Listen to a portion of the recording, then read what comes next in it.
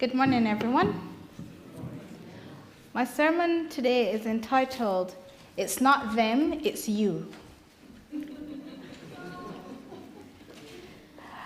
I'm going to start with an illustration so that we have something to focus on as I talk, because I find that sometimes Jesus used parables and everything. I'm not Jesus, so by no means will my illustration be as great as his, but I will try.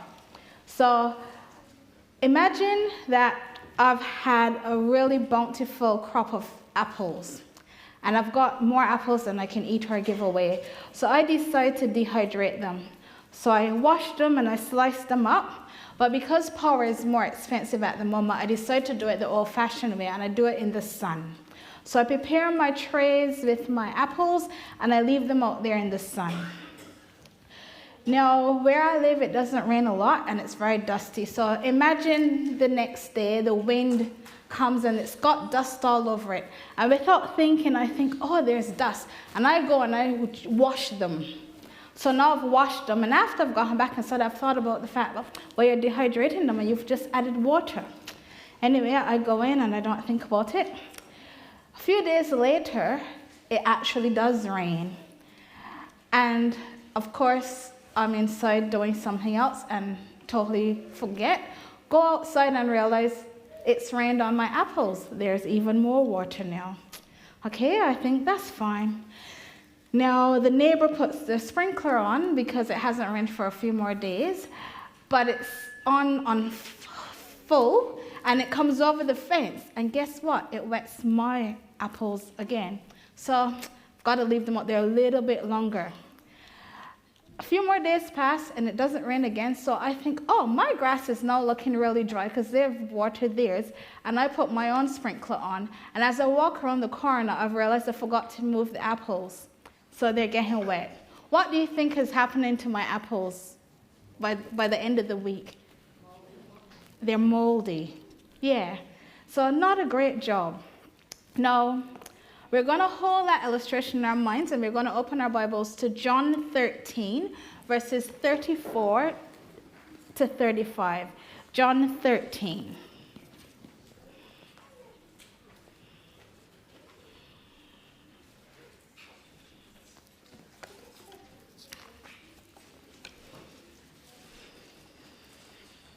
And this is Jesus speaking after he's washed the disciples' feet.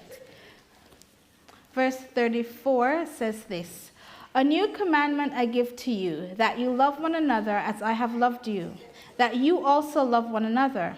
By this all will know that you are my disciples if you have love for one another," and I've added unconditionally. Hands up if somebody's ever hurt you. Yep, that's what I thought. We've all experienced pain due to someone else's actions. In 1997, Will Smith wrote a song that he used the chorus from the song Just the Two of Us, and he made a song for his son Trey. Now, I used to sing this song to Chad when he was younger, and I was doing a devotion a few months ago, and believe it or not, this song came to my mind. And no, he's not Christian, so I know you're wondering. I'll tell you the bits that came to the song. It said, "Throughout life, people will make you mad, disrespect you and treat you bad. Let God deal with the things they do, because hate in your heart will consume you too." What happened during that devotion is that it caused me to reflect on the love of one another by adding another dimension to it. And this is the dimension that God added during that devotion. If I focus on what other people have done to me, it actually negatively impacts my life. So I'm not really loving them, I'm not loving me either. And it actually gets in the way of me loving God. So have a think about that. If you focus on the things that people do to you, it actually has a negative impact on your life. It affects your ability to love them. It affects your ability to love you, and it will in fact impact your ability to love God. Now, I'll share an experience that I've had now. So when I first came here, 18 years ago to study at the uni. First of all, I'm directionally challenged. I should say that to you. And I'm also spatially challenged. But I'm also very adventurous.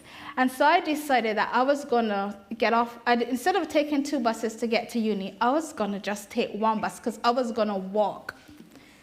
Because, I loved walking. Now, I didn't realize just how long Regent Street was. So I walked to my class with my big backpack. Walking, having to walk faster and faster as the time is ticking away.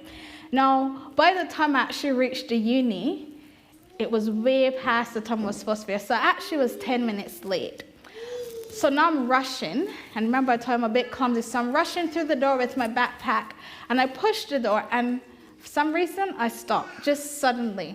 And if anybody knows the laws of motion, that doesn't work. If you try to stop, your body doesn't, and you keep going. So I did, because I had this backpack, and I stumbled.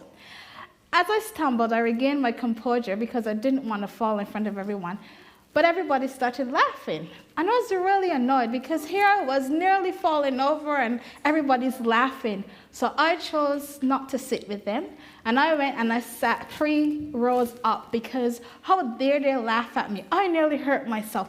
And this is so unkind. And so I heard nothing of that lecture for the next 40 minutes because I was just having a big whinge to myself. Now, because it was a 2-hour lecture, they usually pause for 10 minutes. So at 50 minutes into lecture, they paused. And one of the ladies in the back row turned around. She said, "Donna, when did you come in?" And in my mind, I'm thinking, when you laughed at me, how do you mean when I came in? But I thought, no, I'll be polite. I said, "Oh, I came in the same time the laughter started." She said, "The lecturer said something really funny," she said, "and I got the giggles and I couldn't stop. And I turned around so that I didn't burst out laughing. And once I composed myself, I turned around." Guess who felt really silly? She didn't see me, nor was anybody laughing at me. It was because of something that happened in the room before I came. And I sat for 40 minutes, didn't hear the lecture at all, and whinged for 40 minutes because they laughed at me, but they hadn't. And it was something that happens, because I thought that they were laughing at me. I chose to sit on my own, but I also chose to miss out on the lecture that I was supposed to be paying attention to because I was having a bit of a whinge. And it's important for us to realize that we're doing this. I had another experience with this, but it was much bigger, and you're thinking I'm not learning, but I am, I promise. When I was between 20 and 23, I stopped church because I had convinced myself that people in church were very hypocritical. So I had Chad at 17, and there were people who treated me differently, but I convinced myself that it wasn't good to be here because there were all these hypocrites and nobody really loved me and they weren't sincere to God, and I don't want to be anywhere where these people are. So eventually I started going less and less, and every time someone would look at me different or not talk to me, it would prove my point until I stopped altogether.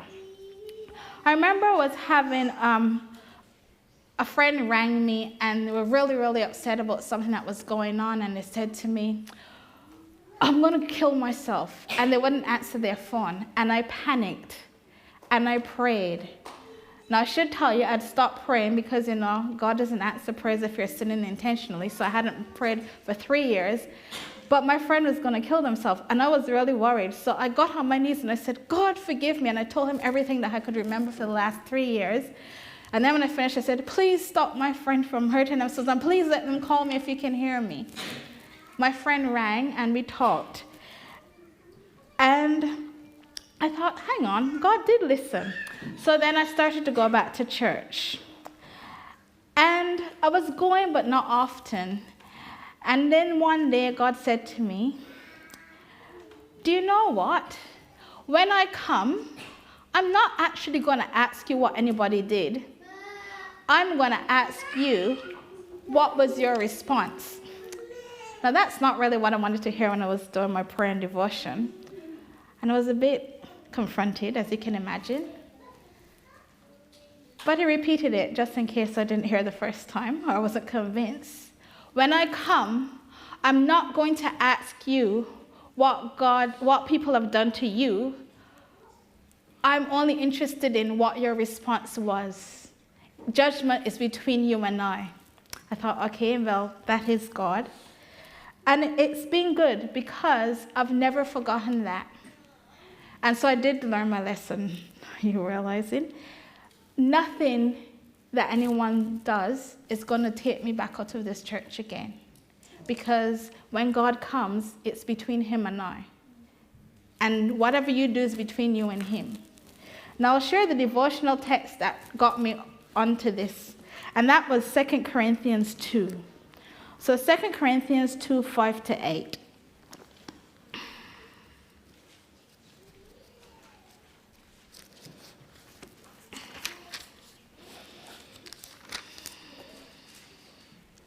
And it says this, but if anyone has caused grief, he has not grieved me, but all of you to some extent, not to be too severe. This punishment which was inflicted by the majority is sufficient for such a man, so that on the contrary, you ought rather to forgive and comfort him, lest perhaps such a one be swallowed up with too much sorrow. Therefore, I urge you to reaffirm your love to him. Well, that's a bit different. Is that what we do? When someone hurts us really badly, do we think, do you know what? I need to pray for this person. I need to reaffirm them in God's love. Most likely that's not the way we deal with it. But today I'd like to offer this to you. I'd like to tell you that is God's manuscript for us when we are dealing with hurt. Now, the illustration from the beginning of me going into my uni lecture is an illustration of the way we respond to hurt sometimes. We keep adding water when we blame others. We keep adding water when we complain. We keep adding water when we don't take responsibility for any of the things that we are doing to add to the problem, or when we choose not to find a solution for that problem. Today, I want us to have a think about reconciliation. We have all been hurt, and Satan is going to use those hurts to pull us away from God and to pull us away from each other. We cannot love someone if we continue to hold on to what they have done to us. I'm going to repeat that because that's really important. We cannot love someone if we continue to hold on to what they have done to hurt us. So, because we can't do that, I'm not here to tell you what you can't do. The good news there, I'm here to tell you what you can do. So here are some steps to reconciliation. And we're going to use that same verse, 2 Corinthians 2. So the first bit, verse 5, it's the recognition that we are a body. And whatever is done to you or by you affects others as well. If we start to think of ourselves as part of a parcel, we will treat others differently. We will respond to others differently. If you choose not to talk to the person sitting next to you, you're not just hurting them, you're hurting every single member of this congregation, and you're hurting God. When we look at it that way, then we respond to things differently, don't we? When we do something to one person, it's not just them that we're affecting the whole body. It's like me adding water to my dehydrated stuff. And if we keep adding water, it will rot. It won't grow. It won't work. Verse 6 encourages us to look at the bigger picture. Sometimes the natural consequences of somebody else's action is enough punishment for them. We do not need to go and add on top of that. We all make mistakes. True? We do. we don't get better by just going over and over. At the end of the day, sometimes people struggle themselves. A lot of times we're unaware of the mental anguish that someone is going through because of the thing that they have done. You have no idea, even though someone's smiling with you, even though they're talking to you, you do not know the mental anguish that that person is going through because of what they have done. Verse 7, our response to everyone ought to be to love them. In the Sermon on the Mount, God reminded us, the Jesus part of the Godhead reminded us that even when people do wrong to us, we should love them. The world loves people who do good to them, but Christ continually told his disciples that the way people will know that we belong to him is not because we walk around with Bibles or because we have crosses on our necks or in our ears, not because we do #Christian, but because we respond to others in love, especially when they don't deserve it. When someone has hurt you, the best thing you can do is love them. Not only does it help them, but it helps you as well. Because if you're responding to someone in love, you're not focusing on them, you're focusing on God. Why? Because we can't do it naturally. We cannot love someone who has hurt us in our own human strength.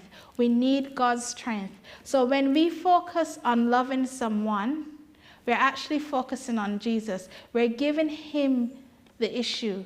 We're saying to him, can you take this and help me?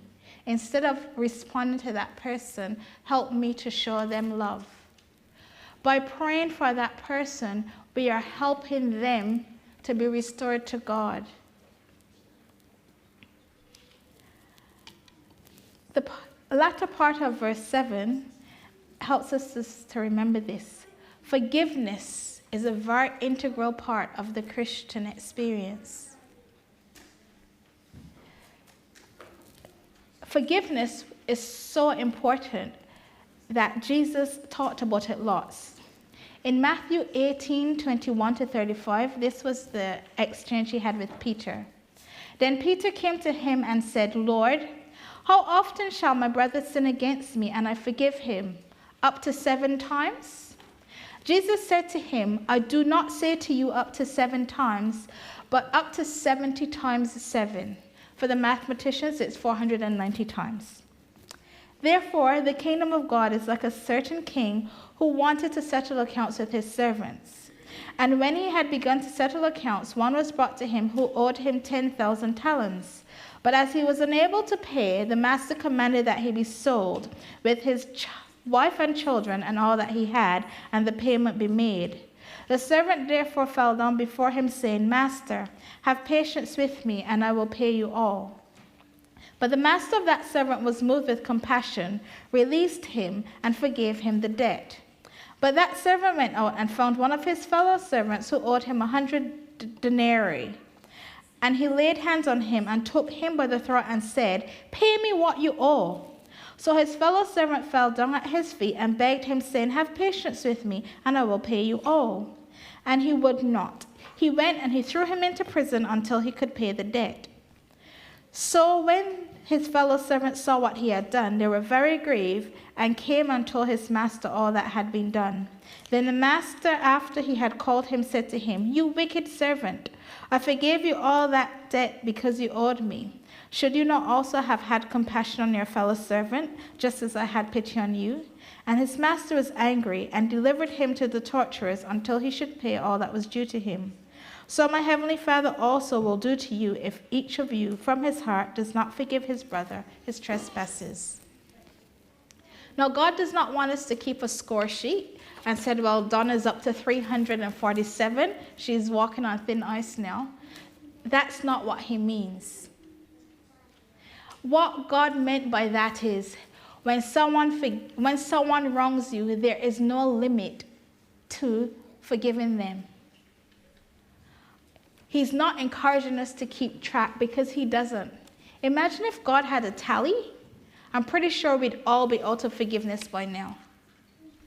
But he doesn't, and that's his point. He doesn't keep a tally, nor should we.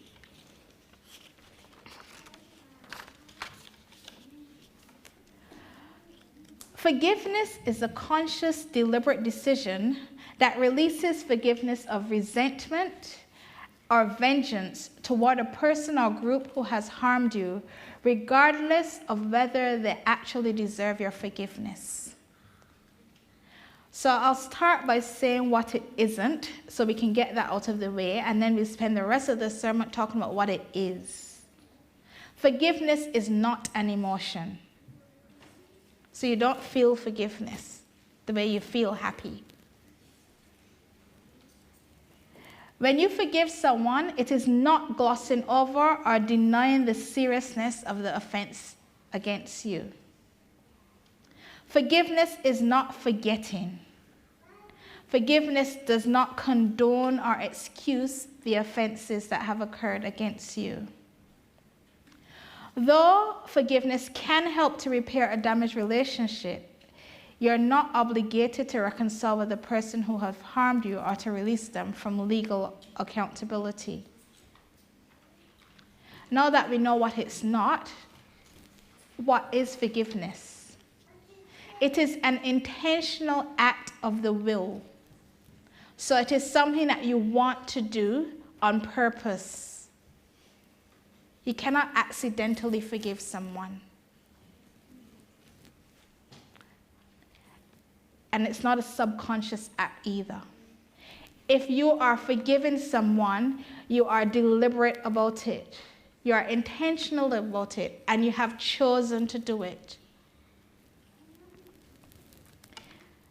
We are acting on a choice. Forgiveness brings peace of mind, and it frees the person who is offering that forgiveness from corrosive anger that we talked about from that song. Letting go of deeply held negative feelings empowers you to recognize the pain you suffer without letting that pain define you. So you can recognize that you have been hurt. You can recognize the intensity and depth of the pain, and then you can leave it over here and examine it and move on with your life over here. And that pain does not bend and twist you out of shape, because now it's over here. Because you are taking that forgiveness with you on your journey. You can leave it so you can remember what's happened, so you don't fall into that trap again. But you don't relive it. You do not take it back up again. When we truly forgive, that pain does not affect us anymore. When we forgive, we heal. It is not instant, but each time, and the more distance we put between ourselves and that pain, the closer we come to healing. So forgiveness is a journey. It's not a once-off thing. Verse 8 in that text reminds us that when we let go of hurt and pain, we show love to others. Now, there's a story that I read, it's a true story, a few years ago, and it was quite powerful, and it actually demonstrated forgiveness on a level that I had never even thought about it before. And it's about Corrie ten Boom. So her and her family lived in Haarlem, not USA, Netherlands. Her father Casper owned a watch shop in the very city in the middle of Haarlem. And Corrie became the first qualified female watchmaker in the Netherlands. When World War II broke out, their house, which was above the shop, they used that to store Jews because they were Christians and they didn't believe that what was happening was right. And their way of helping was that they hid Jews. So they had lots of hidden rooms in their house, and they'd hide Jews. Now, when that war broke out, even though you were not a Jew and you were helping the Jews, you were going to be punished just the same. When her parents decided to take on that task, they knew what the consequences could have been. More than 800 people had been sheltered in that house before they were captured. There was an extra wall in Corey's bedroom that created a really small hiding place. One day, news got out of what they were doing, and someone came in who wasn't really a Jew and betrayed them. And Corey, her sister Betsy, and her father Casper were sent to a concentration camp in Germany. Her father died really soon after they were in captivity. But then Corey got a letter after he had died, and behind the stamp was a message, and this is what it said: "All the watches are safe." What that message meant, what it relayed to her, was that all the Jews that they had hidden in the house were safe. They didn't find them. They had been freed 2.5 days after Corey and her family had been taken. Now she found this out that bit afterwards. Corey and Betsy eventually ended up in Ravensbrück concentration camp. There they were treated very terribly. But God used Corey and Betsy to give Bible studies. When they were in the concentration camp, because of course you weren't allowed to give Bible studies, they got a flea infestation. Have you ever had one flea bite you from your cat or dog? Imagine not the cat or the dog, but you having fleas. But because they had fleas, the guards refused to come anywhere near them, and it gave them the opportunity to openly have Bible studies with the other people in the concentration camps. So God used that really uncomfortable situation for his honor and glory. When Corey was released, she started to go around to different places and give testimonies of God and what he'd done for her and how he'd helped her in the camp. And the focus of her message was forgiveness. On one particular day, Corey had just given one of her talks on forgiveness where she'd given her testimony.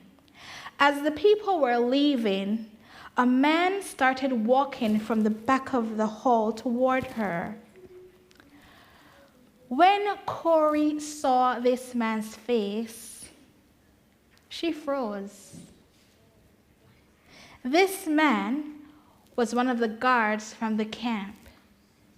This man was partly responsible for the death of her sister in that camp.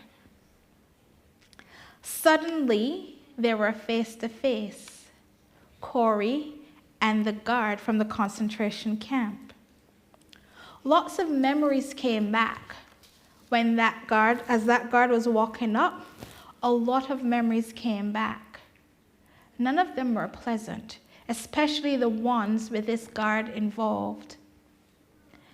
As he got up to her, he extended his arm and said, "What a beautiful message, Fräulein." Corey freezes. What's she going to do?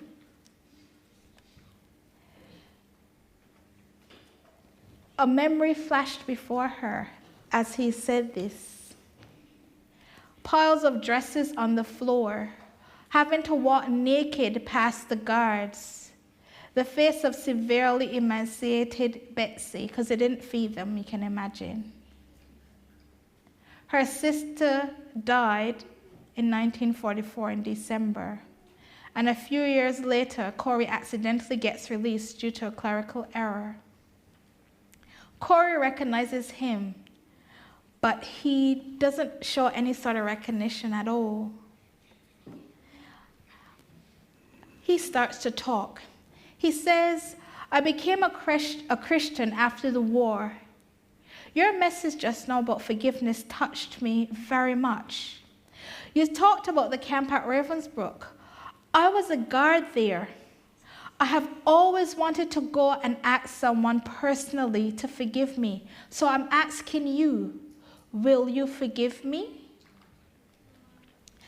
And this is what Corey says in her book. It feels like my blood is freezing.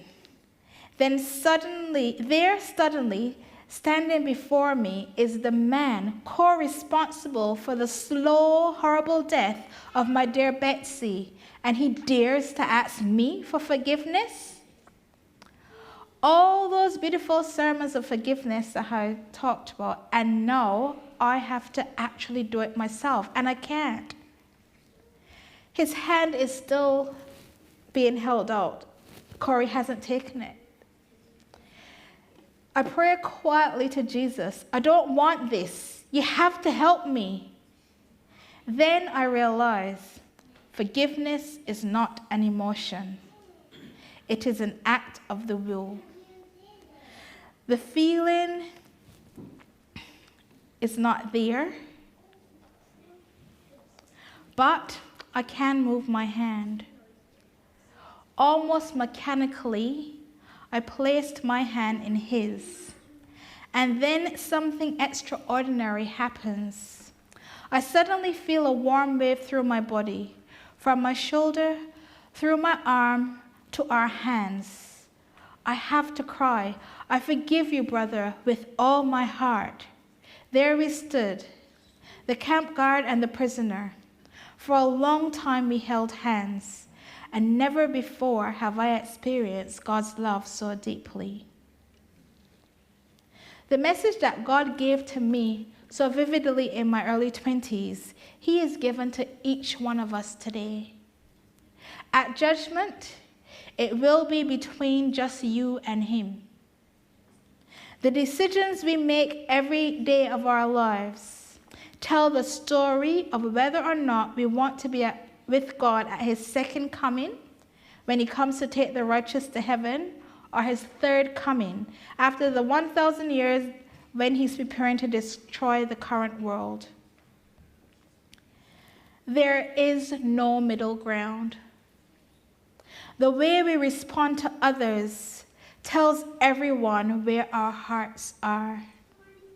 Today, my challenge to you is this, that every day we give our hearts to God. Every day we ask him to take the pain and the hurt away so that we can have a good life. And who knows, maybe your forgiven actions and prayers for those who have hurt you may win them to God and heal their own souls. Nothing in our lives will be as big as Jesus' death on the cross.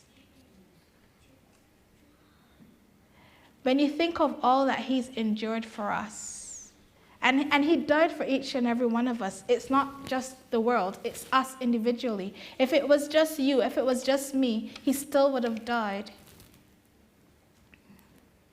He was stripped naked in front of others. He was beaten with stuff that ripped and tore his skin, and then dirty rags were thrown on him so that all the bits went into the fresh cuts, and it was dragged on him. Then thorns. Have you ever gotten a bit of just a little bit of anything in your finger? Imagine just thorns, picking roses and just a prick. Imagine having a rose bush twisted and not just put, but pressed into your scalp, along with everything else. Then someone spitting in your face. And then driving nails into you in a way that it doesn't damage stuff. So your nerves aren't damaged, so you feel it. And then pulling you up on a cross.